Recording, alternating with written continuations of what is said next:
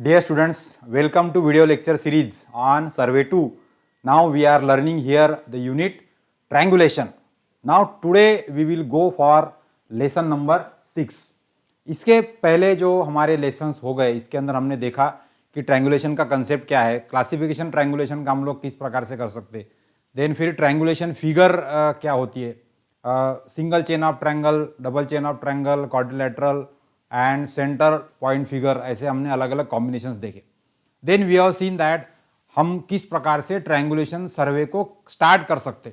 So procedure, step by step procedure, that also we have seen. And then we have seen that फिर हमने triangulation station को कैसे decide करना ये भी हमने देखा. So once the triangulation stations are decided, तो उसके लिए आपको रिकॉग्नाइजेशन सर्वे कैसे करना है, फिर selection of the triangulation station कैसे करना है. अब ट्रायंगुलेशन स्टेशन सिलेक्ट करने के बाद में हमारा सबसे बड़ा प्रॉब्लम है कि एक स्टेशन दूसरे स्टेशन से दिखाई देना चाहिए. तो इंटरविजिबिलिटी का जो है वो भी हमने पिछले लेसन में देखा. And we have solve the problem based on the intervisibility of the station.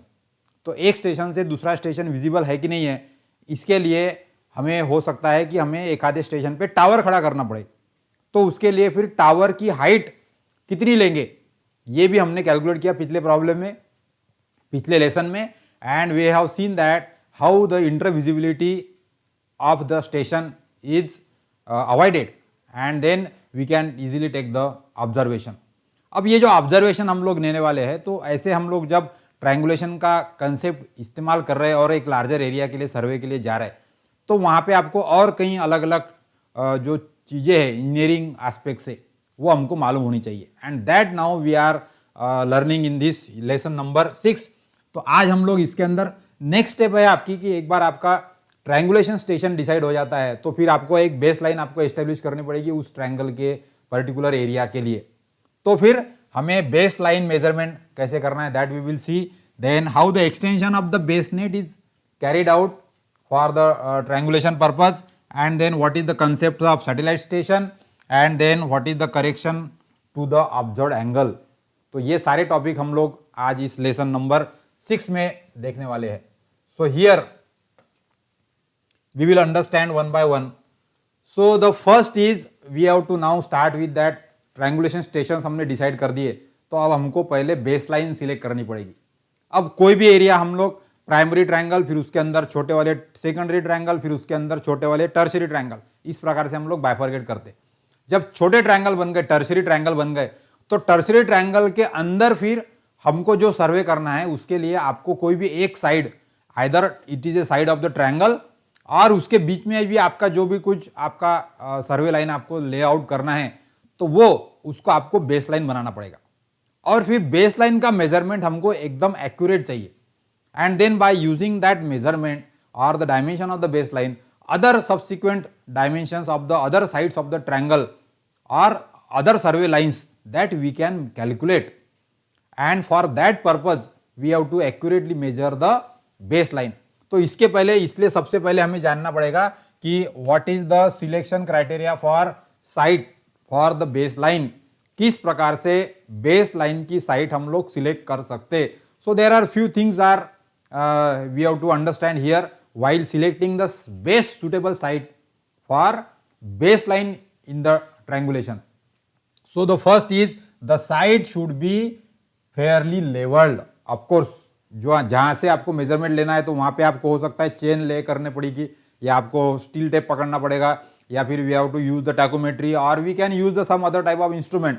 तो ऐसे के लिए आपको रेंजिंग रॉड से यदि रेंजिंग करना है, एक्सटेंड करना है हर एक लाइन को, तो रेंजिंग रॉड लेके जाना पड़ेगा आपको. सो फॉर दैट पर्पज यदि आपकी साइट फेयरली लेवल है तो आपको बेस लाइन का रेंजिंग करने के लिए, मेजरमेंट करने के लिए, ऑब्जर्वेशन करने के लिए ये सारी हमारे पास में आसानी होगी. So first thing we have to remember is the site should be fairly level. दूसरा क्राइटेरिया हमें यहाँ पे ध्यान में रखना पड़ेगा जो है for sloping ground, slope should be uniform. यहाँ पे यदि होगा, पॉसिबल नहीं है ऐसा कि आपको फेयरली लेवल ही ग्राउंड मिलेगा, लेकिन कई जगह स्लोप भी होगा. लेकिन स्लोप जितना अनड्यूलेशन है तो आपको उतनी चेन वगैरह से या फिर मेजरमेंट के समय पे आपको उस प्रकार से अनड्यूलेशंस आएंगे, तो फिर आपको और प्रॉब्लम होगा बेसलाइन मेजरमेंट के लिए, समय ज़्यादा लगेगा सर्वे करने के लिए. So in such cases we have to see that कि यदि स्लोप है तो वो भी स्लोप जो है वो थोड़ा सा यूनिफॉर्म स्लोप यदि है तो आपके कैलकुलेशन इजीली हो जाएंगे, आपका एक्सटेंशन इजी हो जाएगा। आपको लेवलिंग के लिए यदि चेंज पॉइंट लेना है तो ज़्यादा यूनिफॉर्म स्लोप होगा तो आपको ज़्यादा पॉइंट आप कवर कर सकते हैं सर्वे करते समय। तो ये सारी चीज़ें ध्यान में रखते हुए the ground slope should be uniform, that also we have to ensure.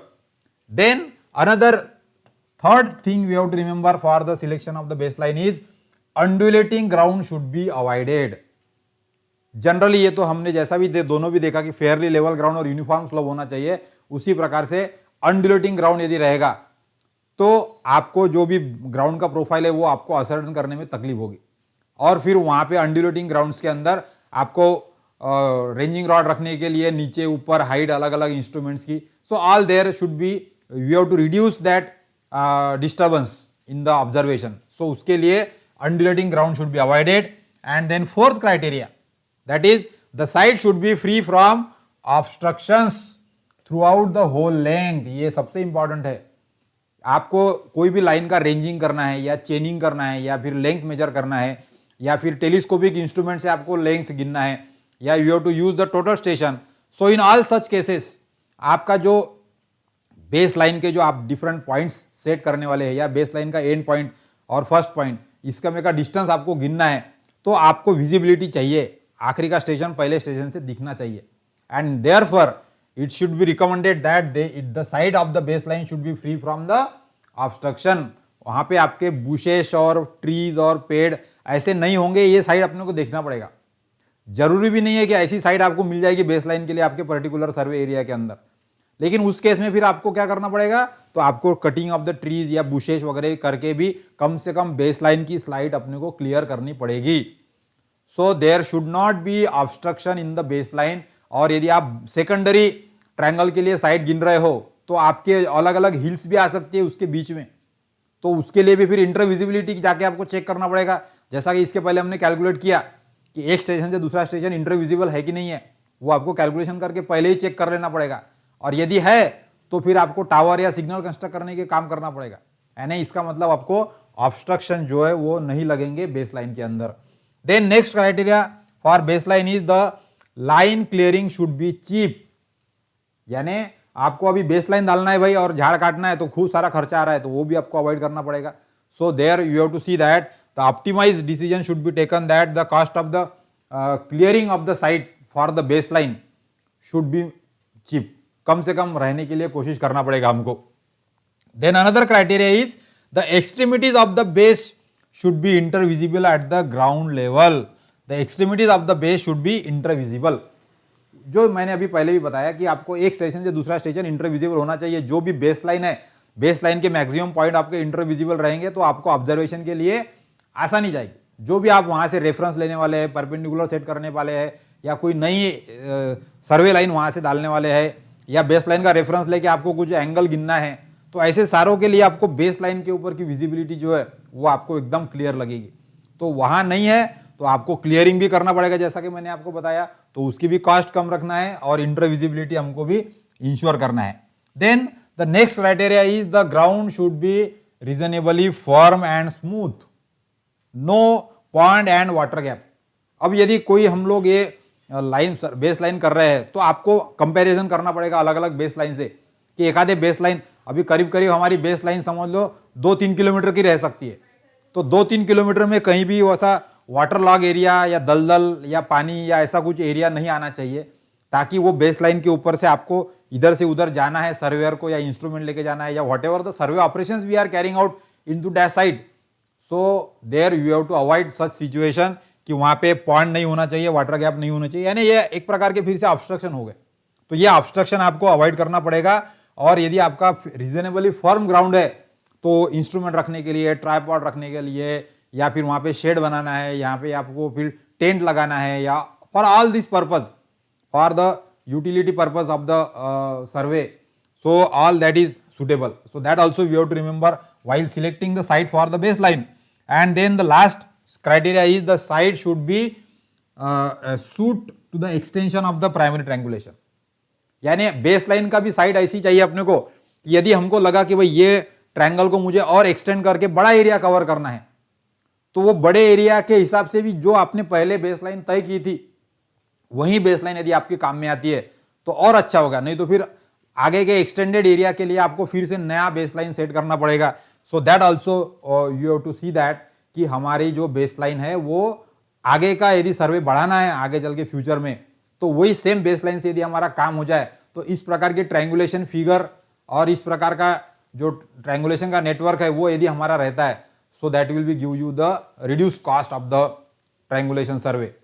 So for all this, तो इसके अंदर में से बेस्ट सुटेबल साइट कौन सी है, तो जो भी आप रिकॉग्नाइजेशन सर्वे के अंदर बेसलाइन के लिए 2-3 साइट सिलेक्ट करते हो तो आपको फिर कंपैरिजन करना पड़ेगा हर एक चेक पॉइंट्स के हिसाब से कि फेयरली लेवल ग्राउंड है कि नहीं है, यूनिफॉर्म स्लोप है कि नहीं है, अंडुलेटिंग ग्राउंड है कि नहीं है, उसको ऑब्स्ट्रक्शन फ्री है कि नहीं साइट हमारी, या फिर कॉस्ट ऑफ द क्लियरिंग हमारी कम से कम रहने वाली है कि नहीं यहाँ पर, या फिर इंटरविजिबल है कि नहीं दोनों स्टेशन एक्सट्रीमिटीज जो है वो, या फिर वहाँ पे कोई ऐसे प्रकार का फर्म ग्राउंड के अलावा कुछ डिफिकल्टी तो नहीं है सर्वे के एरिया में. सो और वहाँ पे उसका एक्सटेंशन पॉसिबल होता है कि नहीं होता है.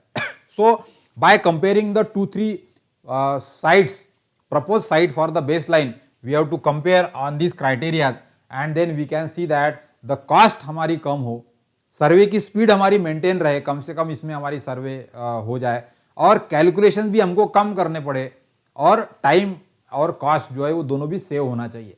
तो इसको डिसीजन को देखते हुए हमको हमारी जो साइट है ये हमारी साइट सिलेक्ट करनी पड़ेगी. So that also you have to see that if you understand this in the fairly level ground, so you can see that the ground should be fairly leveled. so A से लेके B तक ये हमारा पहला criteria हो गया. Then slope जो है वो आपका ऐसा या ऐसा ऐसा ऐसा ऐसा अंडुलेटिंग स्लोप जो है ये आपको अवॉइड करना पड़ेगा. This is the second criteria. Then undulating ground should be avoided, जो आपकी साइट है वहाँ पे ऐसा ऐसा अंडुलिंग ग्राउंड है तो इसको भी आपको अवॉइड करना चाहिए, ये तीसरा क्राइटेरिया हो जाएगा हमारा. देन जो भी हमारा ग्राउंड है तो वहाँ पे आपके जो बुशेस है या फिर इस प्रकार के जो ट्री है ये हमारे ऐसे ऑब्स्ट्रक्शन नहीं होने चाहिए. सो ऑब्स्ट्रक्शन फ्री साइट हमारी होनी चाहिए और इसके लिए फिर जो कॉस्ट ऑफ द क्लियरिंग है, कटिंग जो है वो भी हमारी कम हो. उसके अलावा फिर ये स्टेशन से ये जो स्टेशन हमारा है ये स्टेशन से हमारा इंटर विजिबिलिटी होनी चाहिए, यानी यहाँ से ये और यहाँ से ये दोनों भी स्टेशन इंटर विजिबल होने चाहिए. So that also you have to ensure. And into this ground, ये जो ग्राउंड है ये हमारा फॉर्म ग्राउंड होना चाहिए, यहाँ पे हमारा कोई पॉइंट वगैरह या इस प्रकार से कोई जगह नहीं होनी चाहिए और इसी बेसलाइन का इस्तेमाल करके हम लोग हमारे सर्वे का एक्सटेंशन यदि कर पाए तो वो बेस्ट सुटेबल हमारी बेसलाइन होगी. So for that this criterias we have to remember here. Now in then next topic that we will सी.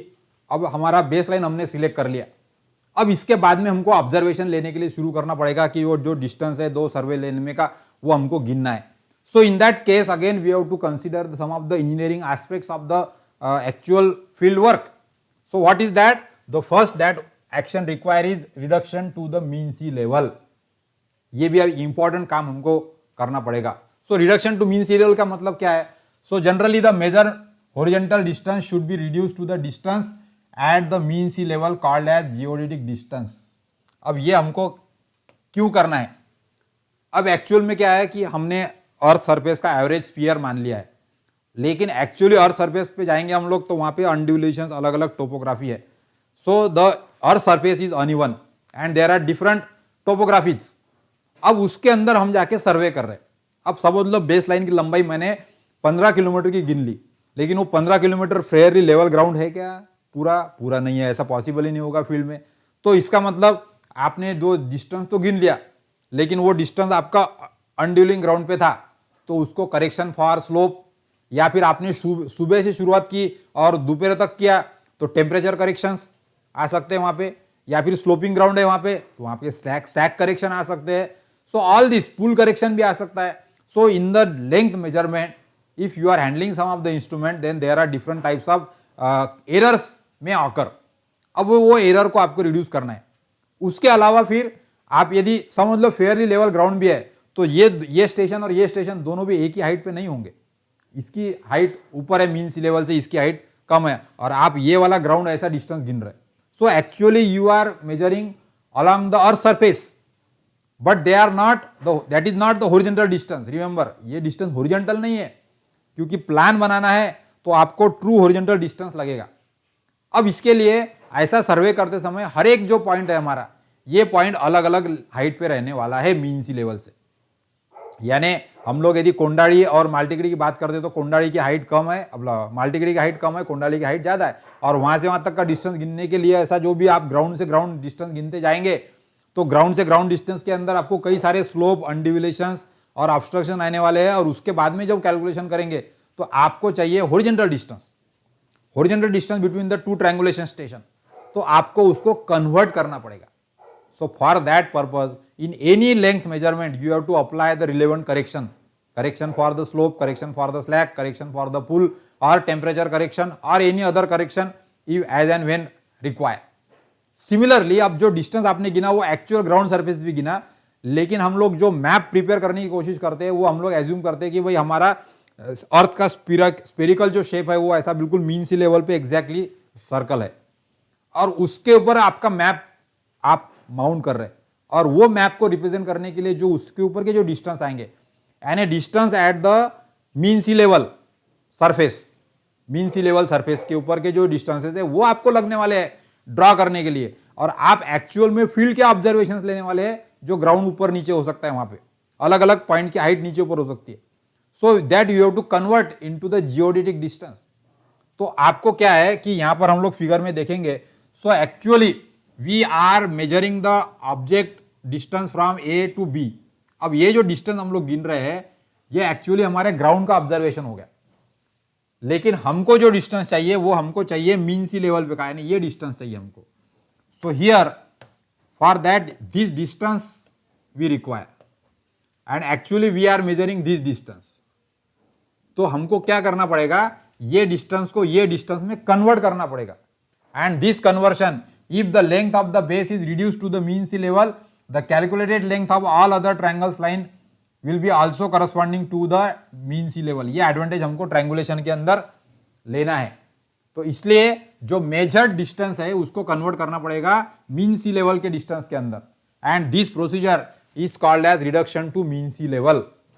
यानी कोई भी ऑब्जर्वेशन जो है उसको रिड्यूस करके मीन सी लेवल के डिस्टेंस में कन्वर्ट करना पड़ेगा, and for that we have to understand that कि आपका जो ए पॉइंट है ये अलग एलिवेशन पे हो सकता है, इसका एलिवेशन, आपका जो बी पॉइंट है इसका भी एलिवेशन अलग हो सकता है।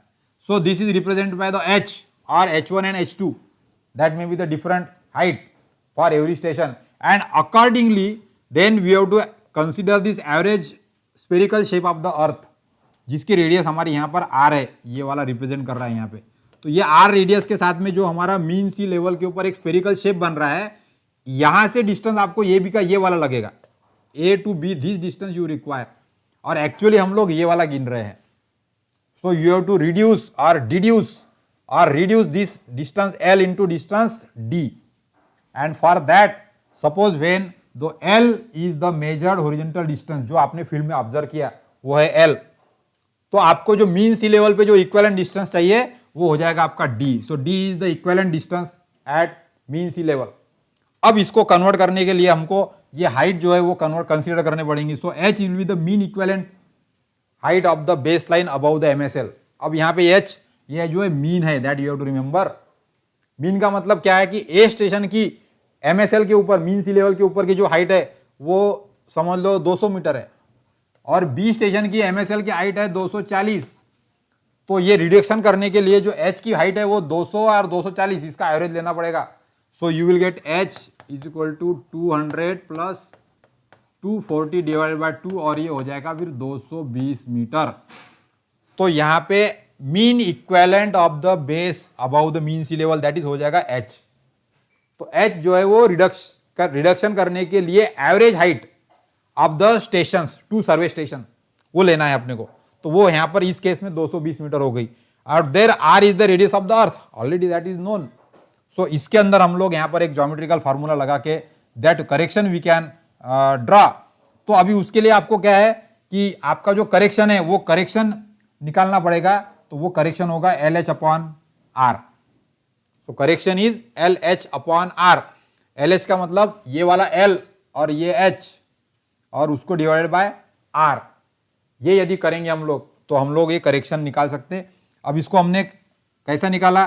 तो ये जो डिस्टेंस है हमारा एल वाला, ये एल डिस्टेंस के लिए हमारी रेडियस है आर और हाइट है एच, और ये एंगल यदि हमको पता है, समझ लो थीटा, ये एंगल कॉमन रहने वाला है। तो ऑब्जर्व डिस्टेंस हमको निकालना है। तो ऑब्जर्व डिस्टेंस हमारा जो भी है वो कितना निकलेगा? R plus H into theta, R plus H into theta, तो वो हो जाएगा एल। उसको इक्वेलेंट करते हैं हम लोग ये वाला डिस्टेंस, तो ये वाला डिस्टेंस हो जाएगा R into theta. So R into theta और R plus H into L, इसको कंपेयर करते हैं हम लोग, क्योंकि थीटा एंगल तो उतना ही रहने वाला है। सो उसको यदि कंपेयर करते हैं हमको, तो हमको यहां पर वो मिलता है, करेक्शन जो है वो मिलता है एल एच अपॉन आर। तो L divide by H, sorry L into H divided by R करके ये करेक्शन निकलेगा आपका। तो इतना डिस्टेंस आपको, यानी एल जो है वो छोटा हो जाएगा डी में, तो आपको क्या करना पड़ेगा? एल में से करेक्शन माइनस करना पड़ेगा।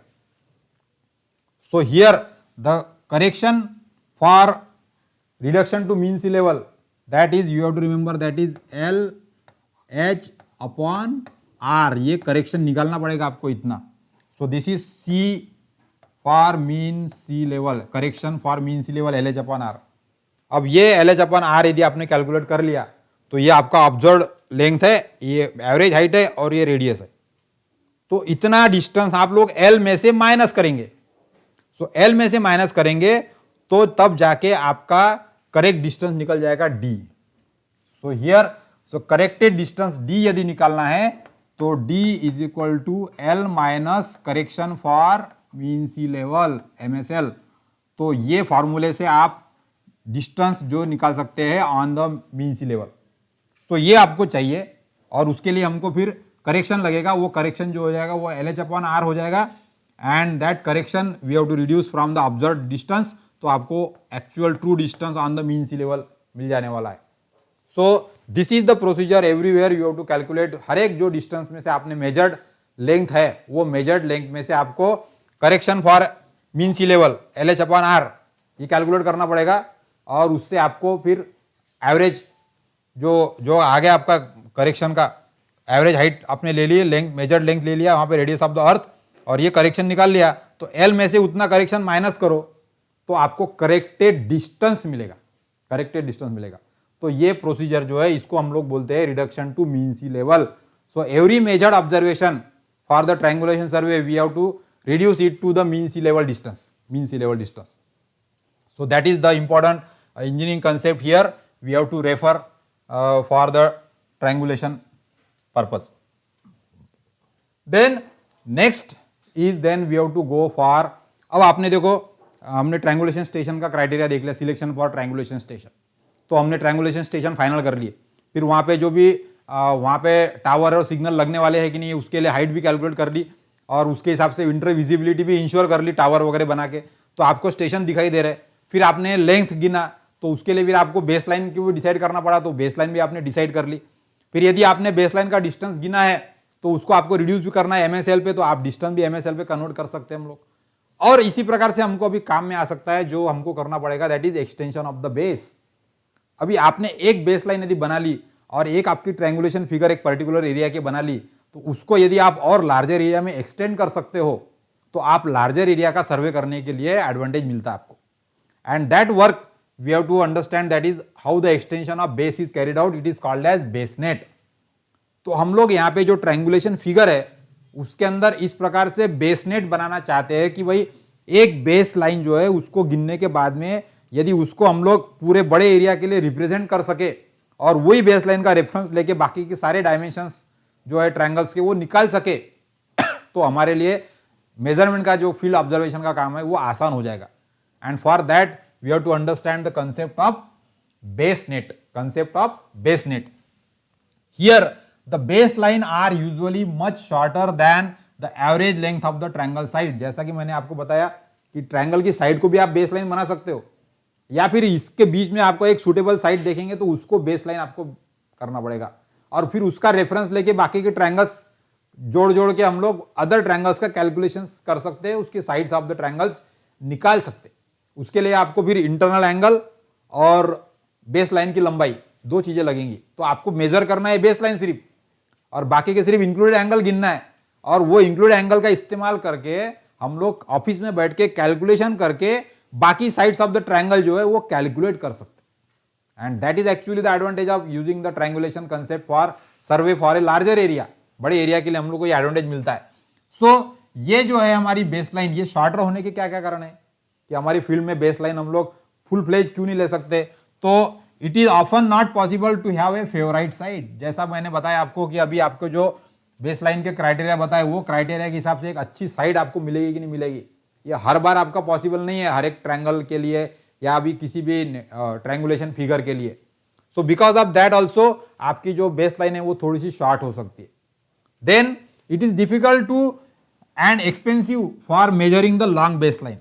यदि आप बेस लाइन लॉन्ग ले भी लेते हो तो लंबी बेस लाइन के लिए आपको टाइम भी ज्यादा लगेगा फील्ड ऑब्जर्वेशन के लिए, और आपको कॉस्ट ज्यादा लगेगी, बिकॉज क्योंकि so many number of peoples and instrument you have to involve तो सारे प्रोसीजर में, एंड देयरफॉर कॉस्ट आपको बचानी है और आपको फेवरेट साइड अवेलेबल नहीं है, तो आपको क्या करना पड़ता कि बेस लाइन जो है वो थोड़ी शॉर्टर रखनी पड़ती।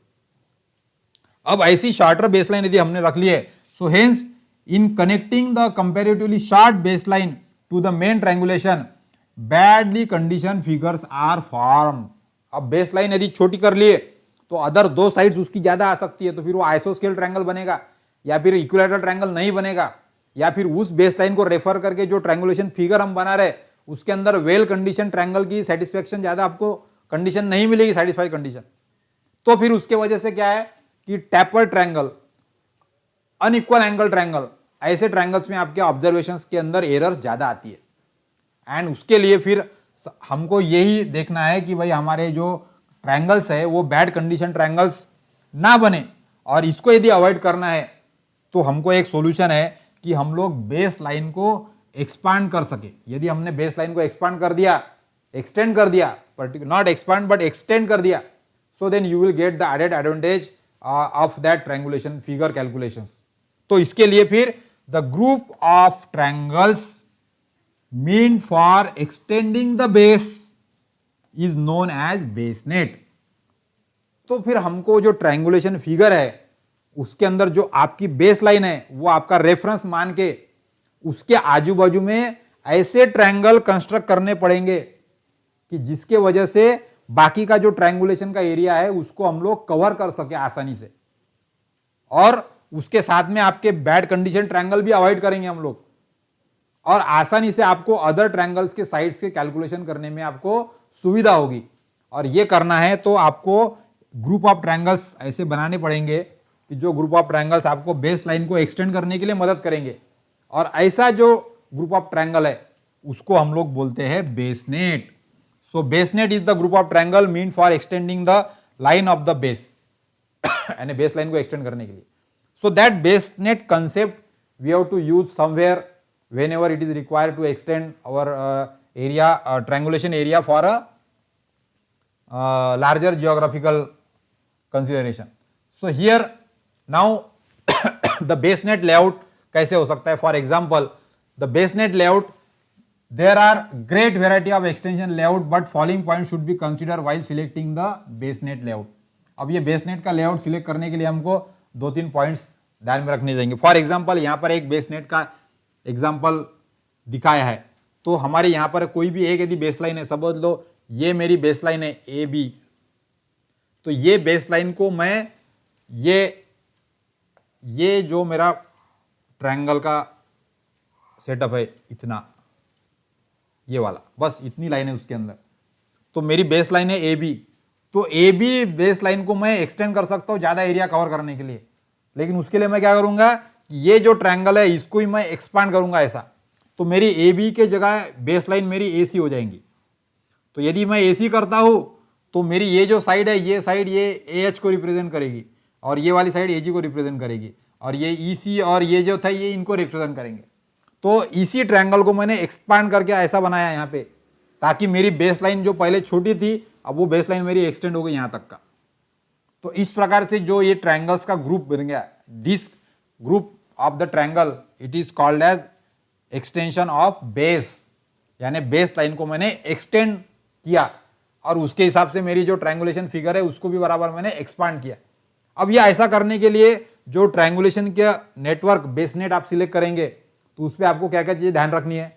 सो first is the small angle opposite to the known side must be avoided, यानी छोटे छोटे एंगल जो साइड आपको मालूम है उसके सामने यदि एक आधा छोटा सा टेपर एंगल बन रहा होगा तो ऐसी फिगर अवॉइड करने की, क्योंकि उसके अंदर फिर दोनों साइड्स के कैलकुलेशन में एरर ज्यादा आ सकती है। तो हमने देखा कि वेल कंडीशन ट्रायंगल हमारे ज्यादा यूजफुल होते हैं एक्यूरेसी मेंटेन करने के लिए, सो कैलकुलेशन के अंदर। So that small angle opposite to the known side must be avoided, ये पहला क्राइटेरिया हमको ध्यान में रखना पड़ेगा। दूसरा है the net should have the sufficient redundant lines to provide the 3 और 4 side equation within the figure. जब यहां पे हम लोग पहली जो हमारी ट्रायंगुलेशन की फिगर थी इसके अंदर के जो इक्वेशंस थे हमारे ट्रायंगल्स के साइड्स को निकालने के लिए या फिर एक्यूरेसी चेक करने के लिए, वही इक्वेशन यदि ये बड़े फिगर में लगाने के लिए हमको आसानी होंगी तो अच्छा होगा हमारे लिए।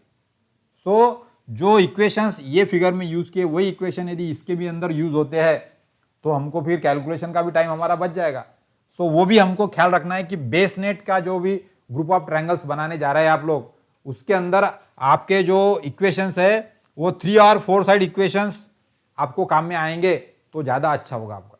तो जो भी 3 या 4 साइड यदि कॉमन है या फिर ओवरलैपिंग है या फिर कंपेरेबल मैपिंग है वहां पे, तो ऐसे उसका मेजरमेंट एक्यूरेसी के लिए हम लोग वही इक्वेशन इस्तेमाल कर सकते। So that is the another thing you have to remember while selecting the figure for the base net layout. Then subject to above, it should be provide the quickest extension within the fewest station. अब यहां पर यह भी ध्यान में रखना है कि आपको यदि एक्सटेंड करना है आपके बेस नेट को तो उसके अंदर फिर से आपको कोई नए स्टेशन लेने पड़ेंगे, फिर वो नए स्टेशन के लिए फिर से रिकॉग्नाइजेशन करना पड़ेगा, फिर वहां पर भी सिग्नल टावर खड़े करने पड़ेंगे, तो वो आपके लिए डिफिकल्ट हो जाएगा। तो जब हम किसी भी नेटवर्क ऑफ ट्रायंगल्स को एक्सटेंड करने की कोशिश करते तो वहां पे हमको ये देखना चाहिए कि जो पुराना हमारा बेस नेट का लेआउट है ट्रायंगल का, उसमें के जो स्टेशन है वही यदि काम में आ जाए तो आपको नए स्टेशन एस्टेब्लिश करने का काम नहीं पड़ेगा। So that also we have to see that कि आपका नंबर ऑफ जो स्टेशन है, जैसा ये वाले फिगर में ए बी और सी ये स्टेशन मेरे पहले के फिगर में ही काम में आ गए, तो नया मुझे सिर्फ ये 3 पॉइंट डालना है तो मेरा ये वाला नेटवर्क पूरा एक्सटेंड हो गया, बड़े एरिया के लिए मैंने ट्रायंगुलेशन का नेटवर्क सेट कर लिया। So while extending the base net layout you have to see that the new triangular station कम से कम लगने चाहिए हमारे। उसके अलावा जो पुराने ट्रायंगुलेशन स्टेशन है उसका इस्तेमाल करके यदि हम लोग बेस नेट को एक्सटेंड कर सकते so that is better, and that you have to remember here. So this is the things you have to remember for the extension of the base net layout. Then these are the few of the some of the typical examples where you can go for the base net example. अब यहां पर मैं बता रहा हूं आपको, जैसे कि ये जो पहली फिगर है इसके अंदर हमारा जो पहले जो हमारा बेस लाइन थी वो थी A B. So this is our initial base line A B. अब ये ए बी के हिसाब से हमारा ये जो ट्रायंगल का नेटवर्क था या ऐसा ट्रायंगल का नेटवर्क था। अब इसको एक्सटेंड करने के लिए हमने जो क्या किया कि ये वाला जो ए के बी वाई ये वाला जो रॉम्बस है इस रॉम्बस को मैंने ऐसे हॉरिजॉन्टल कर दिया। तो हॉरिजॉन्टल करने की वजह से ये वाला नया मेरा एक रॉम्बस बन गया जो कि ये इक्विवेलेंट है ए के बी वाई के पास में। तो मेरी जो ये वाली बेसलाइन है ए बी ये मेरी के वाई हो जाएगी और ए बी के बजाय के वाई, और ये वाला जो ट्रायंगल था उसके बजाय ये वाली फिगर यानी ये वाली फिगर ये मेरे नया रॉम्बस बन जाएगा। तो इसका मतलब क्या हो गया कि सेम पॉइंट्स को इस्तेमाल करके मैंने सिर्फ फिगर को एक्सटेंड करके फिगर को रोटेट करके एक्सटेंड किया। अब मैं इनको आगे और एक्सटेंड कर सकता हूं, इसको भी आगे और एक्सटेंड कर सकता हूं, और इस प्रकार से इतना बड़ा सर्वे का एरिया मैं कवर कर सकता हूं यहाँ पे। तो बेस लाइन को मैंने रोटेट करके यहाँ पे एक्सटेंड किया के वाई तक का, और के वाई को रेफरेंस लेके फिर मैंने बाकी का ट्रायंगल का नेटवर्क जो है वो बनाया, and that is one of the example for the base extension. दूसरी फिगर हम लोग यहां पर देख रहे हैं कि जैसा कि पहला वाला जो मेरा नेटवर्क था वो है यहां से ए से लेके बी तक ये वाली लाइन, और ये वाली मेरी ट्रायंगुलेशन फिगर थी पहले वाली। अब ये वाले इसको मैंने एक्सटेंड करने के लिए क्या किया, so I have extended this line up to this, और ये बेस लाइन मेरी इतनी बड़ी बन गई अब। और इतने बड़े बेस लाइन में ये जो मेरा डिस्टेंस था इसको मैं रिप्रेजेंट कर रहा हूं अभी यहां पर ए वाई को, यानी ये डिस्टेंस को कंपेयर करके ये डिस्टेंस, इसके हिसाब से मेरी इतनी बड़ी बेस लाइन, और मैंने फिर ये वाले पॉइंट्स को वहां पे एक्सटेंड कर लिया। तो इस प्रकार के ज्योमेट्रिकल अरेंजमेंट्स हम लोग सोच सकते हैं कि जहां से आपको मैथमेटिकल कैलकुलेशन के लिए भी आसानी हो, इक्वेशंस आपको आसानी से मिले अदर साइड्स की कैलकुलेशन करने के लिए। तो यहां पर भी हम लोग एक छोटा सा देख रहे हैं कि जैसा कि मेरा पहला बेस लाइन का जो पॉइंट है वो ए और बी, ये मेरी बेस लाइन है पुरानी, और उसके हिसाब से मेरा ये जो फिगर का नेटवर्क था वो ऐसा वाला था। तो मैंने इसको क्या किया, ये फिगर के लिए आइदर मैं ये वाले लाइन को बेस लाइन बना सकता हूं। अब इतनी बड़ी बेस लाइन यदि हो गई तो फिर मेरा ये वाला फिगर जो है ये इस साइड से एक्सपांड हो जाएगा ऐसा, या फिर ए बी को आप रोटेट कर सकते तो ये वाले को भी आप ले सकते, तो आपका ये आगे तक जाएगा ऐसा, इधर से इतना बड़ा आपका एरिया आप कवर कर सकते। So that is also possible. So within the base net layout you can extend it in such a way that the mapping of the dimensions of the triangles and the calculations or internal angles, they should be having some relation between them. तो उसके लिए आपको फिर इसके जो dimensions आपने already calculate करके रखे होंगे उसको रेफरेंस लेके आप लोग तुरंत बड़ा वाला जो आपने एक्सटेंडेड बेसनेट लेआउट बनाया उसके डायमेंशंस आप आसानी से कैलकुलेट कर सकते हो, क्योंकि कंपेरेबल डायमेंशंस के हिसाब से आपने लेआउट नया वाला एक्सटेंड किया वाला है। So that is the advantage you are getting. Similarly इसके अंदर भी हम यहाँ पे देखते हैं कि एग्जांपल कि जैसा कि हमारा पहले जो हमारा था बेसलाइन हमारी ए बी थी, अब ये ए बी के साथ में हम लोग हमारा जो भी एरिया कवर कर रहे थे उसके बजाय मैंने क्या किया, ए बी को कंपेयर किया मैंने एक्स वाई के साथ में। तो जो मेरी पहले लाइन ए बी थी उसके हिसाब से मैं थोड़ा एरिया कवर कर रहा था, तो मैंने अभी उसको एक्स वाई कर लिया, तो मैं ए बी के कंपेरिजन में एक्स वाई ये रिलेशन को मेंटेन रखते हुए मैं बाकी के एरिया को कवर कर सकता हूँ। सो अब यहाँ पे मैंने पैरेलल लाइन कंसीडर की, यहाँ पे मैंने उसको परपेंडिकुलर रोटेट किया, यहाँ पर भी मैंने उसको परपेंडिकुलर रोटेट किया, यहाँ पर मैंने क्या है एक्सटेंड किया। तो इस प्रकार से अलग अलग अरेंजमेंट हम लोग कर सकते, and by extending the base line you can have the equations for the calculation over a larger area, और बेस नेट को हम लोग आसानी से एक्सटेंड कर सकते, और because of the comparable equations हम लोग कैलकुलेशन आसानी से कर सकते डायमेंशंस निकालने के लिए। So that is the typical base net extension layout that we can use. अब ये कुछ टिपिकल एग्जांपल है, ऐसे अलग अलग सिचुएशन जैसी होगी, आपने ट्रायंगुलेशन फिगर कैसी बनाई है, कैसी टोपोग्राफी है, आपको एक्सटेंड कौन से साइड में करना है, सेंटर से आगे बाहर फैलाना है कि एक साइड में एक्सटेंड करना है एरिया सर्वे के लिए। So all that thing you have to consider, and accordingly you can formulate the different figures for the triangulation. अब ये एक काम हो गया, इसके अलावा फिर हमको और एक काम करना पड़ेगा जिसको बोला जाता है सैटेलाइट स्टेशन। अब ये देखो एक नई चीज है यहाँ पे सैटेलाइट स्टेशन, और उसके वजह से हमको रिडक्शन टू द सेंटर का प्रोसीजर भी एडॉप्ट करना पड़ेगा। अब ये सैटेलाइट स्टेशन का क्या कंसेप्ट है, तो अभी हम आप मान के चलो कि भाई मैंने एक पॉइंट को स्टेशन मान के एज्यूम कर लिया, मेरे ट्रायंगुलेशन फिगर जो है उसके ऊपर मैंने मेरे ग्राउंड के ऊपर पॉइंट मार्क कर लिया कि मैं यहाँ पर मैं ट्रायंगुलेशन के स्टेशन ले लूंगा।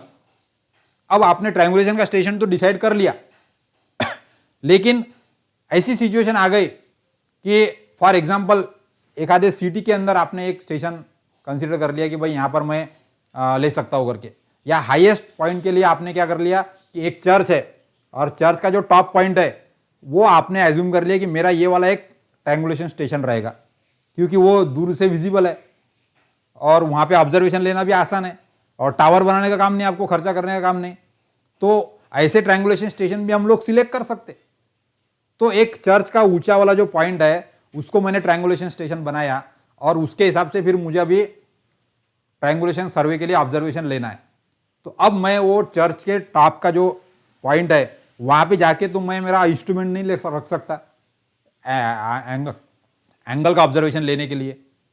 तो वहां पे फिर मुझे प्रॉब्लम आ गया ना कि जो चर्च की बिल्डिंग बनी है उसके ऊपर ऐसा जो टैपर्ड पॉइंट है, वो टैपर्ड पॉइंट के ऊपर में पिरामिड का टॉप के वहां पर वो मेरा ट्रायंगुलेशन स्टेशन है, उसकी हाइट वगैरह सब मैंने कैलकुलेट कर लिया। लेकिन अब मुझे वहां से दूसरे स्टेशन का एंगल यदि गिनना है तो वो चर्च के टॉप वाले पॉइंट पे मैं खड़ा नहीं रह सकता, वहां पे इंस्ट्रूमेंट नहीं रख सकता, और उसके हिसाब से फिर मैं ऑब्जर्वेशन नहीं ले सकता फिर आजू बाजू के। तो ऐसा कई जगह सिचुएशन हो सकती है आपकी कि जो स्टेशन आपने ट्रायंगुलेशन स्टेशन करके सिलेक्ट किया था उस एग्जैक्ट स्टेशन के ऊपर आपको इंस्ट्रूमेंट नहीं रखते आएगा। जैसा कि थियोडलाइट से आपने को हॉरिजॉन्टल एंगल गिनना है तो आप एग्जैक्ट वो स्टेशन पे आप थियोडलाइट नहीं रख पाएंगे, तो फिर तो प्रॉब्लम आ गया। फिर तो आपको ऑब्जर्वेशन लेती नहीं आएगा, क्योंकि जो एंगल गिनना है वहां पर आपको थियोडलाइट का सेंटर रखना पड़ता है, and then you can measure the horizontal angle. अब ऐसी सिचुएशन जब भी आती है तो फिर हमको क्या करना पड़ेगा कि जो मेरा, समझ लो मेरा स्टेशन यहां पर है और यहां पर मैं अभी थियोडलाइट नहीं रख सकता, तो फिर मुझे बाजू में जगह देखना पड़ेगा कि जहां पे मैं रख सकता हूं। तो फिर मैं क्या करूंगा, वहां से थोड़ा सा 1-2 मीटर दूरी के ऊपर यदि पॉसिबल है 2 मीटर 3 मीटर 4 मीटर, जैसा चर्च वाले केस में यदि चर्च का जो स्टेशन पॉइंट है आपका उसके बजाय उसका आजू बाजू में थोड़ा सा एक टेरेस है, वो टेरेस के ऊपर आप इंस्ट्रूमेंट रख सकते हैं एंगल गिनने के लिए, तो वहां पे आप ट्यूबलाइट रख के एंगल गिन सकते। अब ऐसा जो स्टेशन है तो आपका ओरिजिनल स्टेशन यहां पे था और बाजू में आपने इंस्ट्रूमेंट बाजू में रख दिया, तो आपका जो दूसरा स्टेशन है वो जो स्टेशन है उसको हम लोग बोलेंगे सैटेलाइट स्टेशन। यानी एक्चुअल ट्रू स्टेशन के बजाय आप एक दूसरे स्टेशन के ऊपर इंस्ट्रूमेंट रख के ऑब्जर्वेशन ले रहे। तो जो एंगल मैं गिनूंगा, अभी मेरा ट्रू स्टेशन समझ लो यहां पर है और मैंने यहां से इधर का और इधर का पॉइंट को देख के मैंने ऐसा एक हॉरिजॉन्टल एंगल मैंने गिन लिया। अब ये हॉरिजॉन्टल एंगल गिनने के बाद में मेरा जो एंगल है ये एंगल करेक्ट एंगल आ जाएगा मेरा, क्योंकि मैं ट्रायंगुलेशन स्टेशन पे खड़ा हूं और यहीं पे मेरा थियोडलाइट है और मैंने हॉरिजॉन्टल एंगल गिन लिया। लेकिन मुझे यहां पर इंस्ट्रूमेंट रखना पॉसिबल नहीं है, थियोडलाइट मैं ट्रायंगुलेशन स्टेशन पे एग्जैक्ट नहीं रख सकता। तो मैंने क्या किया, फिर 2-3 मीटर बाजू में दूसरा एक लोकेशन आइडेंटिफाई किया और वहां पे मैंने इंस्ट्रूमेंट रखा और फिर यहां से मुझे ये और ये एंगल लेना है। तो अब मेरा एंगल तो ट्रू आएगा नहीं, क्योंकि वो एंगल मुझे चाहिए था यहां से, तो इतना एंगल चाहिए था और अब मैं उसको ले रहा हूं यहां से, तो एंगल में फर्क आ जाएगा। तो जो यहां से ऑब्जर्व किए वाला एंगल है उसके अंदर करेक्शन करना पड़ेगा, करेक्शन करके फिर वो एंगल एग्जैक्टली ट्रू कन्वर्ट हो जाएगा। तो ये जो प्रोसीजर है करेक्शन इन द एंगल, उसको हम लोग बोलते हैं रिडक्शन टू द सेंटर। यानी मेरा ऑब्जर्वेशन यहां से लिया और एक्चुअल मेरा सेंटर यहां पर था, तो यहां से लिए वाला ऑब्जर्वेशन को कन्वर्ट करके यहां के ट्रू स्टेशन के ऑब्जर्वेशन में कन्वर्ट करना पड़ेगा, and this procedure is called as reduction to centre. तो इस केस में सैटेलाइट सेंटर लिया ना हमने बाजू में, यानी जो स्टेशन है वहां पे मैं इंस्ट्रूमेंट नहीं रख सकता, तो मैंने थोड़ा बाजू में सेंटर में इंस्ट्रूमेंट रखा और फिर ऑब्जर्वेशन लिया, तो बाजू का जो स्टेशन है उस स्टेशन को हम लोग बोलेंगे satellite station. So that concept we have to remember here, the satellite station we have to choose whenever it is not possible to place the instrument at the original station। अब ऐसे case में in order to secure the well conditioned triangle or the better visibility, objects such as church spire, sleeper flagpole, tower etc are sometimes selected as the triangulation station। ये मैंने आपको पहले भी बताया कि यदि ऐसा कोई हम लोग ट्रायंगुलेशन स्टेशन ले लेते हैं लेकिन वहां पे हमको इंस्ट्रूमेंट रखना पॉसिबल नहीं है, so when the observations are to be taken from such a station it is impossible to set up an instrument over it। Church के टॉप के टावर पे मैं इंस्ट्रूमेंट नहीं रख सकता हूं, so in such case the subsidiary station known as satellite station is considered, या उसको हम लोग बोलते हैं एक्सेंट्रिक स्टेशन या फिर फॉल्स स्टेशन, ये हमको लेना पड़ेगा और वहां से ऑब्जर्वेशन लेने पड़ेंगे। तो ऐसा जो ऑब्जर्वेशन है वो हो जाएगा हमारा सैटेलाइट स्टेशन।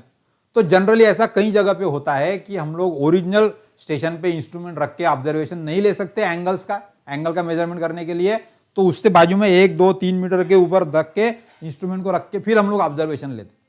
तो ऐसे केस में जो ऑब्जर्वेशन है उसके अंदर करेक्शन करना पड़ेगा और उसको रिडक्शन टू द सेंटर करके करेक्टेड एंगल निकालने पड़ेंगे, और यही प्रोसीजर हमको रिडक्शन टू सेंटर कैसे करना है वो देखना है। अब यहां पे फिगर में यदि आप देखेंगे तो यहां पे आपको दिखाई दे रहा होगा कि एक्चुअली मेरा जो ऑब्जर्वेशन का स्टेशन है वो चाहिए था मुझे बी, यानी बी पे मुझे इंस्ट्रूमेंट रखना था और मेरा स्टेशन है ए और ये सी, ये वाला एंगल मुझे लेना है। समझ लो फॉर एग्जांपल ये अल्फा एंगल मुझे गिनना है फॉर एग्जांपल। लेकिन मैं बी पे मेरा थियोडलाइट नहीं रख सकता, तो फिर मुझे क्या करना पड़ेगा, बी से थोड़े दूरी पे स्मॉल डिस्टेंस डी ये मालूम है मुझे, 2 मीटर 3 मीटर 4 मीटर जो भी है उतने दूरी पे मैंने इंस्ट्रूमेंट रखा मेरा, तो ये जो है मेरा ये हो जाएगा मेरा सैटेलाइट स्टेशन, और ये जो था मेरा ये था ओरिजिनल ट्रायंगुलेशन स्टेशन। अब मुझे ऑब्जर्वेशन लेना था बी से ए के तरफ और सी के तरफ, यानी ये वाला एंगल मुझे मेजर करना था, लेकिन वो एंगल मेजर कर नहीं सकता मैं, इसलिए मैंने सैटेलाइट स्टेशन एस पे रखा। अब एस पे रखने के बाद में फिर ए और सी को देखूंगा मैं, तो मुझे ये वाला एंगल मिलेगा, so I will observe actually theta, और मुझे चाहिए था अल्फा। अब इस केस में क्या हो गया, ये जो बेस लाइन थी मेरी वाली, ये वाला डिस्टेंस, ये हो गया distance D, this distance is called as eccentric distance, यानी ओरिजिनल स्टेशन से बाजू में सैटेलाइट स्टेशन रखा आपने, so distance between the original triangulation station and satellite station, that is D. अब ये डी आपको मालूम रहेगा 2 मीटर 3 मीटर 4 मीटर जो भी कुछ है फॉर एग्जांपल। अब इसके हिसाब से फिर ये एंगल भी आप गिन सकते हो, यहाँ पे कितना आ गया एंगल, समझ लो दिस एंगल इज गैमा, तो इसके हिसाब से फिर आपको कैलकुलेशंस करके निकालना पड़ेगा कि ये एंगल जो है अल्फा वो कितना रहने वाला है, यानी करेक्टेड एंगल कितना है वो निकालना पड़ेगा। तो अब इसके लिए हमको ये डिस्टेंस मालूम है, उसके अलावा बी स्टेशन से ए स्टेशन कितना दूर था उसका डिस्टेंस हमको मालूम है, बी से लेके सी कितना था उसका डिस्टेंस हमको मालूम है लंबाई, और ए से लेके सी स्टेशन का भी डिस्टेंस हमको मालूम है, तो ये सारे डिस्टेंसेस हमको मालूम है। So if this distances are known and we actual require alpha, लेकिन we are actually measuring theta, तो ये थीटा पे से आपको ये अल्फा निकालना पड़ेगा, and that procedure is called as reduction to the centre.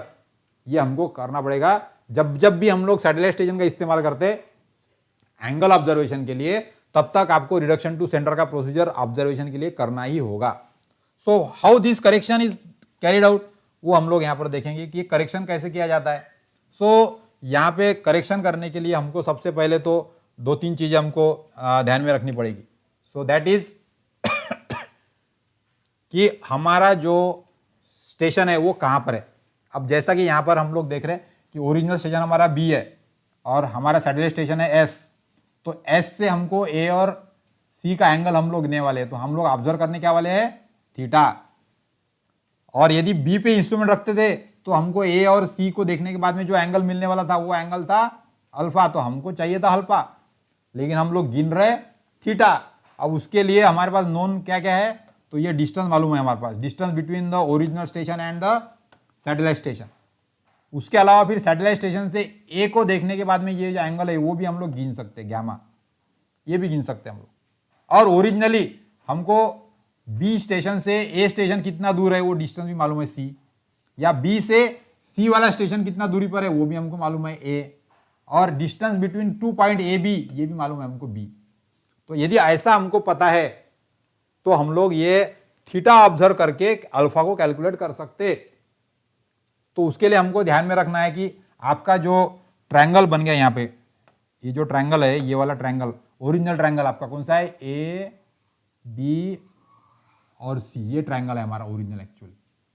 अब ये ट्रायंगल की तीनों भी साइड हमको मालूम है, तो ए एंगल के सामने की जो साइड है उसको हम लोग स्मॉल ए मान लेते डिस्टेंस, यानी distance B C is equal to A. वैसे ही फिर डिस्टेंस ए सी, इसके सामने का एंगल बी है तो ये डिस्टेंस हमारा स्मॉल बी मान लेते हैं हम लोग, और सी के सामने की जो साइड है वो हो जाएंगी स्मॉल सी। तो ए बी सी ये तीनों भी लेंथ हमको मालूम है ट्रायंगल की, और हमको चाहिए एंगल अल्फा, लेकिन हम लोग ऑब्जर्व कर रहे थीटा, तो ये थीटा पे से अल्फा निकालना पड़ेगा।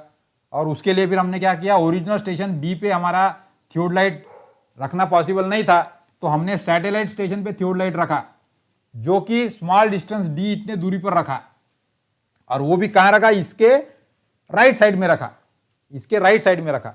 तो राइट साइड में इंस्ट्रूमेंट रखने के बाद में ये ऐसी सिचुएशन बनेगी आपकी फिगर, तो उस केस में आपको ये जो करेक्शंस है बीटा 1 और बीटा 2 के एंगल के करेक्शन वो निकालने पड़ेंगे। और उसके लिए हमारे पास में फिर जो फार्मूला है वो बीटा 1 का करेक्शन, ये वाला ये निकालना पड़ेगा बीटा 1। तो बीटा 1 का करेक्शन निकलेगा इन सेकंड्स निकलेगा वो D sine theta plus gamma divided by C. Beta one के लिए साइड कौन सी है हमारी, सी, तो यहां पे डिवीजन में सी आ गया। और डी बोले तो हमारा eccentric distance between the original station and satellite station. तो और इसको सेकंड में कन्वर्ट करना है तो 20265 से मल्टीप्लाई करना पड़ेगा, यानी 24 hours into 60 minutes into 60 second, तो वो मल्टीप्लाई करेंगे हम लोग।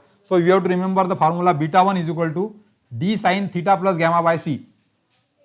और इसी प्रकार से बीटा टू निकालना है, बीटा टू, तो बीटा टू हो जाएगा D sine gamma into 20265 divided by A, यानी बीटा टू जो है उसको साइड लग के ए है हमारी साइड लंबाई की, तो ये वाली साइड की लंबाई का इस्तेमाल करके, सो ये दो फार्मूले इस्तेमाल करके हम लोग हमारे जो बीटा वन और बीटा टू ये हमारे करेक्शंस है, तो वो करेक्शन हम लोग निकाल सकते। और ये करेक्शन आपने निकाल लिया तो फिर उस पे से आपको करेक्टेड एंगल निकालते आएंगे। तो correction in angle beta one और बीटा टू ये निकालने के लिए ये दो फार्मूले इस्तेमाल करेंगे हम लोग। इससे हमको जो करेक्शन है वो सेकंड में निकल जाएगा, कितने सेकंड का एरर आपके ऑब्जर्वेशन में आ रहा है, और वो एरर यदि निकल गया तो फिर वो एरर के हिसाब से हम लोग क्या कर सकते हैं कि हम यहाँ पर जो अल्फा एंगल निकालना है हमको, ओरिजिनल एंगल, वो अल्फा एंगल में आपका जो थीटा है ये है आपका थीटा, यानी ऑब्जर्व एंगल, थीटा आपने ऑब्जर्व किया, और ये ऑब्जर्व करने के बाद में इसके अंदर फिर आपको बीटा वन ऐड करना पड़ेगा और बीटा टू माइनस करना पड़ेगा। तो अब हर बार आपको beta one beta two plus और माइनस नहीं करने पड़ेंगे, तो इसके लिए भी चार कंडीशन यहां पर बनने वाली है। जब भी हम सैटेलाइट स्टेशन लेते तो सैटेलाइट स्टेशन क्या कैसा होगा, तो देखो सिचुएशन वन, हमारी सिचुएशन ऐसी है कि हमारा स्टेशन जो है सैटेलाइट स्टेशन बी, ये हमारा बीच में यदि यहां पर लेना था तो मैं इसको अलग अलग लोकेशन पे ले सकता हूं। कैसे लोकेशन पे ले सकता हूं, देखो आप, तो ओरिजिनल स्टेशन मुझे यहां चाहिए था लेकिन मैं यहां नहीं रख सकता हूं, तो मैं सैटेलाइट स्टेशन उसके लेफ्ट में ले सकता हूं, यानी S1 पे ले सकता हूं, या फिर मैं सैटेलाइट स्टेशन उसके राइट में ले सकता हूं ओरिजिनल स्टेशन के, यानी S2 पे ले सकता हूं, या फिर मैं सैटेलाइट स्टेशन उसके ऊपर ले सकता हूं, यानी ए और सी के उधर चले गया मेरा पॉइंट, यहां पे ले सकता हूं मैं सैटेलाइट स्टेशन, या फिर सैटेलाइट स्टेशन मैं उसके पीछे भी ले सकता हूं, यानी ए और सी के अपोजिट साइड में। सो देयर आर 4 सिचुएशंस कि जहां पे मेरा सैटेलाइट स्टेशन ओरिजिनल स्टेशन के लेफ्ट साइड में लो, या ओरिजिनल के राइट साइड में ले, या ओरिजिनल के सामने लो टुवर्ड्स द अदर पॉइंट, या फिर बिहाइंड द अदर पॉइंट, तो पीछे लो। तो सैटेलाइट स्टेशन हमारा कोई भी अलग अलग सिचुएशन में जा सकता है।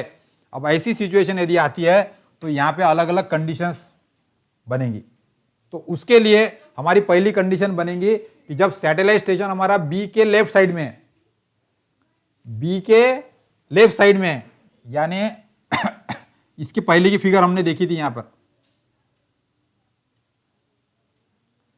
अब यहां पे बी के राइट साइड में है, उस प्रकार से हम लोग यहां पर देखेंगे कि यहां पे बी के लेफ्ट साइड में है, यानी बी के लेफ्ट साइड में यदि सैटेलाइट स्टेशन है तो ये थीटा गैमा अल्फा इसकी सिचुएशन बदल जा रही थोड़ी सी।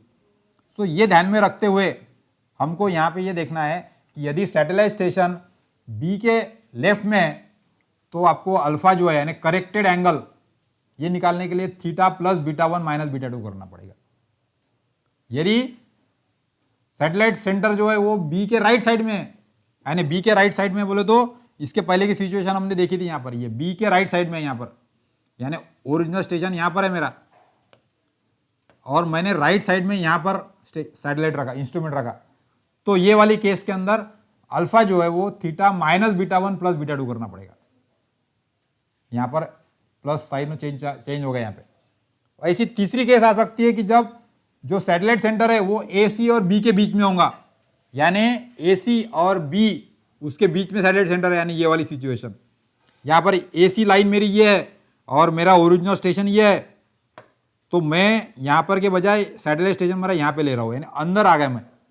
तो ऐसी ट्रायंगुलेशन फिगर बनेगी मेरी, ट्रायंगल की फिगर ऐसी बनेगी, ओरिजिनल स्टेशन यहां पे और सैटेलाइट स्टेशन यहां पर।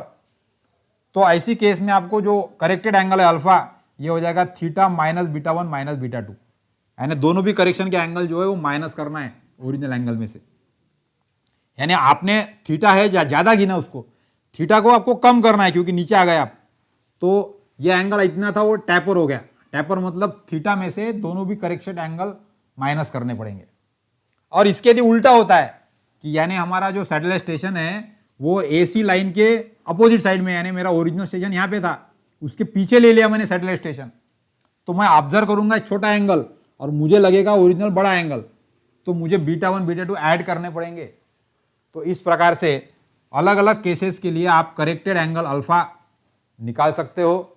जब मेरा सैटेलाइट स्टेशन पॉइंट के पीछे है तो β1 β2 को ऐड करना है। जब सैटेलाइट स्टेशन मेरा पॉइंट के अंदर है तो मुझे β1 β2 माइनस करना है। जब मेरा लेफ्ट साइड में है तो बीटा प्लस और β2 माइनस, और राइट साइड में है तो β1 माइनस और β2 प्लस। इस प्रकार से आपको चारों कंडीशन के हिसाब से आपकी फील्ड में सिचुएशन कैसी है, आपने सैटेलाइट स्टेशन लेफ्ट साइड में लिया कि राइट में लिया कि फ्रंट में लिया कि बैक में लिया, उसको समझते हुए रिलेवेंट फार्मूला आपको लगाना पड़ेगा। तब जाके आपका अल्फा जो है करेक्टेड एंगल वो आपका निकलेगा। So that always you have to remember here. So this procedure is called as reduction to centre, यानी सैटेलाइट स्टेशन से एंगल के ऑब्जर्वेशन लेने के बाद में उसको करेक्टेड एंगल में कन्वर्ट करना पड़ेगा। उसके लिए β1 और β2 की कैलकुलेशन करना पड़ेगा, और β1 β2 के लिए d sine theta plus gamma divide by c into 20265 ये निकालना पड़ेगा, या β2 के लिए d sine gamma upon a ये निकालना पड़ेगा। तो ये दोनों यूज करके β1 β2 एंगल यदि आपने निकाल लिया तो β1 β2 को एंगल को हम लोग करेक्शन कर सकते और ऑब्जर्व एंगल को कन्वर्ट कर सकते, करेक्टेड एंगल में। So that is the procedure and that procedure is referred at calculation of the corrected observe angle. तो यहाँ पे मैंने समरी में लिख दिया यहाँ पे कि आपका जो β1 है वो आपको कैलकुलेट करना पड़ेगा। अब एक और सिचुएशन आ सकती है, कभी कभी क्या होता है कि एक ही स्टेशन से हम लोग चारों सब अलग अलग पॉइंट के एंगल गिन दे, यानी एक ही इंस्ट्रूमेंट स्टेशन पे मैं खड़ा हूं और वहां से मैंने इधर का यानी क्योंकि एक स्टेशन से मुझे 4-5 तो पॉइंट दिखते ही दिखते हैं, तो सबके एंगल में ले रहा हूं, तो फिर ऐसे केस में भी हमको करेक्शन निकालना करना पड़ेगा, क्योंकि उस समय भी मैं हमारी ट्रायंगुलेशन स्टेशन के ऊपर मेरा इंस्ट्रूमेंट नहीं रख सकता, तो मुझे वो बाजू में रखना पड़ेगा, सैटेलाइट स्टेशन हो जाएगा मेरा दूसरा। अब ऐसे केस में ये सिचुएशन यहाँ पे देखिए, तो यहाँ पर मेरा जो θ1 और θ2 है ये होगा मेरा angle towards A1 and B1, यानी फॉर एग्जांपल अब यहाँ पे हम समझेंगे तो मेरा ओरिजिनल स्टेशन था B और B पर से मैंने A स्टेशन को देखा या B को देखा, ऐसे अलग अलग, या A1 को देखा मैंने, तो A1 मेरा ये वाला है। तो B को A1 पे देखने के बाद में मेरा जो ये डिस्टेंस है ये वाला, ये डिस्टेंस है D1। अब ये इसी प्रकार से B को मैंने A2 को देखा तो मेरा ये है, इसका डिस्टेंस है D2, ये वाला मेरा पॉइंट है। नेक्स्ट A1, ये है मेरा A2, और तीसरा पॉइंट है मेरा यहां से A3 और इसका डिस्टेंस है D3, और चौथा पॉइंट है मेरा A4, तो उसका जो डिस्टेंस है वो है मेरा D4, पॉइंट है A4। तो ये चारों डिस्टेंस मुझे मालूम है, D1, D2, D3 and D4। जो मुझे बेस पॉइंट जो है ट्रायंगुलेशन का वो B पॉइंट से लेना था, लेकिन मैं इंस्ट्रूमेंट यहां नहीं रख सकता था, इसलिए मैंने क्या किया, सैटेलाइट स्टेशन लिया S, और सैटेलाइट स्टेशन पे मैंने फिर ऑब्जर्वेशन लिया, यानी यहां से लिया मैंने स्टेशन S से। तो जब S से मैं ऑब्जर्वेशन लूंगा तो S से क्या हो जाएगा, मेरा A1 का डिस्टेंस है वो चेंज हो जाएगा, A2 का भी चेंज हो जाएगा, A3 का भी चेंज हो जाएगा, A4 का भी चेंज हो जाएगा। तो हमको उससे मतलब नहीं है, हमारा प्रॉब्लम क्या हो रहा है कि जब सैटेलाइट स्टेशन से हम लोग A1 का एंगल गिनेंगे तो वो एंगल आ जाएगा मेरा θ1, A2 का एंगल गिनेंगे तो वो आ जाएगा θ2, A3 का एंगल गिनेंगे तो वो आ जाएगा θ3, और A4 का एंगल गिनेंगे तो वो आ जाएगा θ4। तो सैटेलाइट स्टेशन पे ऑब्जर्वेशन के लिए मैंने θ1, θ2, θ3, θ4 ये एंगल ले लिए, यानी A1 का एंगल इधर, A2 का इधर, A3 का इधर, A4 का इधर। लेकिन एक्चुअली ये एंगल तो नहीं चाहिए थे ना अपने को चाहिए थे B स्टेशन से एंगल, क्योंकि ट्रायंगुलेशन स्टेशन मेरा ये है, तो फिर से मुझे करेक्शन करना पड़ेगा। तो ऐसी सिचुएशन यदि रहती है तो उसके लिए हमको फिर से करेक्शन करना पड़ेगा θ1 प्लस β1, यानी β1 ये है correction so corrected angle is equal to observed angle plus correction angle. तो ये जो बीटा वन है, ये बीटा वन निकालने का फॉर्मूला हमको और याद रखना पड़ेगा। Beta one is equal to D sine theta one divided by D sine one. अब ये जो है, ये है डिस्टेंस d1। इसके पहले भी फार्मूले में हमने देखा था कि नीचे में हमारे डिनोमिनेटर में क्या है, जो फार्मूला हमने यूज किया था इसके पहले का, यहां पे ये है डिस्टेंस नीचे का c। तो अब इसको हम लोग यदि थोड़ा सॉल्व करते हैं तो ये है साइन ऑफ दैट एंगल और ये हो distance. So by using this concept, अब यहां पर हम लोग करेक्टेड एंगल के लिए बीटा वन जो है वो D sine theta one divided by D one sine one. अब ये डी वन बोले तो थीटा वन के लिए डिस्टेंस, और ये स्मॉल डी बोले तो क्या है, distance of the satellite station, यानी ओरिजिनल स्टेशन से सैटेलाइट स्टेशन की दूरी, कितनी दूरी पे आपने इंस्ट्रूमेंट को शिफ्ट किया।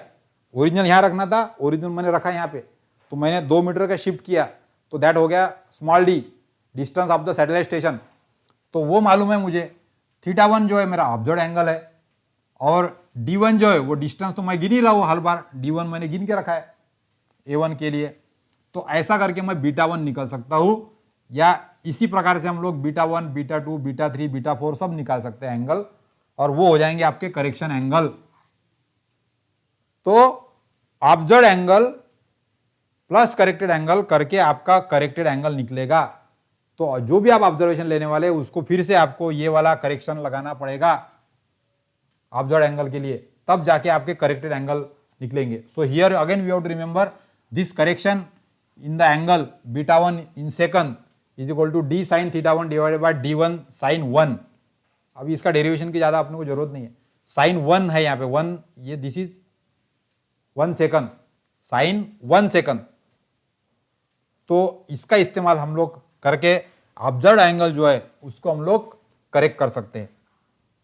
सो इस प्रकार से इस लेसन 6 में हमने कई सारे इंजीनियरिंग कंसेप्ट देखे कि जो हम लोग फील्ड में ट्रायंगुलेशन सर्वे करने वाले हैं उस समय आपको किस प्रकार से बेस लाइन का सिलेक्शन करना, फिर बेस लाइन को एक्सटेंड कैसा करना, फिर बेस नेट क्या होता है।